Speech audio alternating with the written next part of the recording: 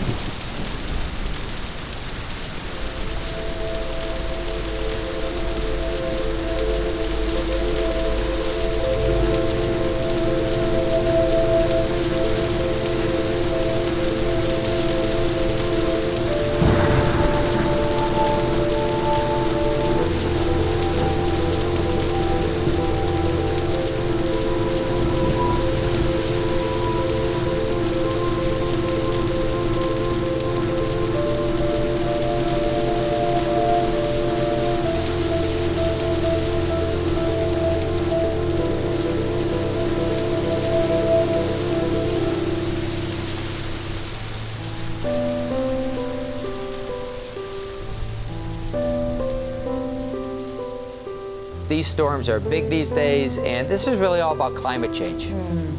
So this is a 1 in a 500-year storm. The only issue is there's been 26 in the last 10 years. Whether it's a wildfire, it's hail, it's hurricanes. It's impossible not to be horrified with the destruction in Abaco after Hurricane Dorian. I've never seen such a dramatic devastation anywhere else in the world. They say this is a Hurricane Category 5. I believe it is a Hurricane Category L. It was not powered by the devil. It was powered by climate change. It was powered by human action. These storms are, simply put, being made more intense, stronger by warmer oceans that have been warmed by the increase in greenhouse gases in the atmosphere caused by fossil fuel burning. So there is a direct connection. We can connect the dots between human-caused climate change and the extra warmth that allows these hurricanes to reach higher levels of intensity.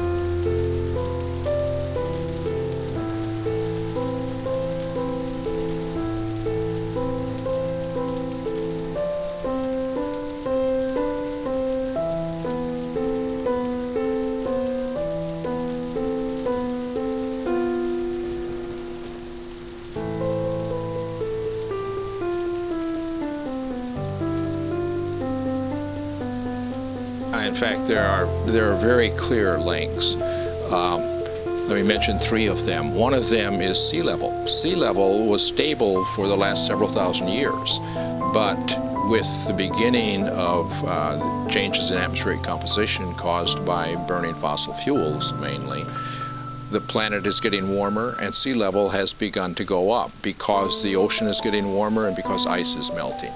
Well, on a global average, it's gone up by about 20 centimeters, which is about 8 inches. However, it's not the same every place. Along the east coast of the United States and the Gulf Coast, it's larger than the global average. It's a good foot. So that's a significant contribution to the magnitude of the storm surges that drive the water onto Houston and the other regions. So that's one thing. Another is the amount of water vapor in the atmosphere is increasing because the atmosphere is getting warmer.